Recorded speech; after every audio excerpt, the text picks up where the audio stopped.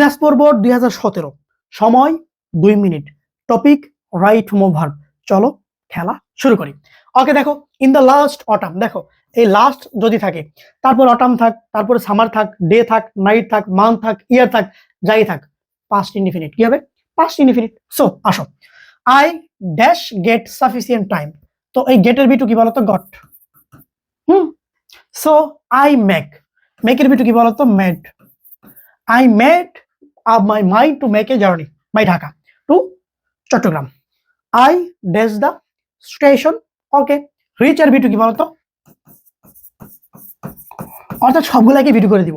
I reached the station about half an hour before the departure of train. It dash V আছে, past tense এ V মানে was অথবা were, ঠিক আছে? এখন দেখো it কি সিঙ্গুলার না? বসাও was. It was then a very busy time. Rickshaw, motor cars and other vehicles dash come to the station. একটু চিন্তা করো, হ্যাঁ, এখানে বিটু দিলে হবে না। একটু চিন্তা করো যে তখন খুব বিজি সময় ছিল এবং ওই সময় রিক্সা, মোটর কার এবং অন্যান্য গাড়িগুলা কি করতেছিল?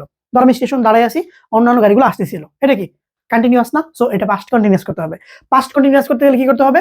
এই যে ওয়াজ ওয়ান নিতে হবে, তারপরে ভার্বের সাথে আইএনজি করতে হবে। বুঝতে পারতেছো? আইএনজি করতে হবে। এখন এই কামের সাথে তো ই বাদ দিয়ে আইএনজি যুক্ত করে দিলাম, কামিং। তার আগে ওয়াজ দিব নাকি ওয়াজ দিব? দেখো তো, একটা, দুইটা, তিনটা। এন্ড দ্বারা যখন একাধিক সাবজেক্ট যুক্ত হয়, নাউন প্রোনাউন যুক্ত হয়, সেটা প্লুরাল হয়। সো আমরা এখানে কি দিব? অয়ার। কি দিব? অয়ার। আসো, police dash run behind them. যখন স্টেশনে তুমি যাবা, দেখবা কি যে কুলিরা তোমার পিছনে দৌড়াইতেছে, কারণ ওগুলা একটু নিয়ে দিলে সে টাকা পয়সা পাবে। সো দেখো, আমরা যখন আসতেছিলাম গতিশীল ছিল, গাড়িগুলো আসতেছিল গতিশীল, গাড়ির পিছনে তারা দৌড়াইতেছিল, ওইটাও কি গতিশীল ছিল। সো এইটাও কন্টিনিউয়াস হবে। এবং দেখো পুলিশ প্লুরাল, কি দিবা? Wire running. রানকে কিভাবে আইএনজি করবা? আরেকটা এন দিবা, হ্যাঁ, are U double N I N G. দিয়ার ড্যাশ বি মানে কি বলছিলাম? ওয়াজ অথবা অয়ার, তাই না?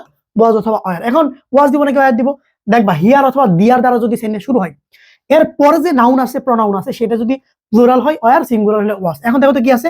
দিয়ার ড্যাশ শাউটস এন্ড রাশ। দেখো যে এন্ড দিয়ে দুইটা জিনিস যুক্ত হয়েছে, তার মানে অবভিয়াসলি প্লুরাল। এখানে অয়ার দিয়ে দাও। দিয়ার war shouts and rush of the passengers and the coolies. After some time hearing a whistle, the passengers dash. ওই মনোগুলা হুইসেল শোনার পরে যাত্রীরা কি করছে? দাঁড়াইছে। স্ট্যান্ডের বিটু কি বলো? স্টুড।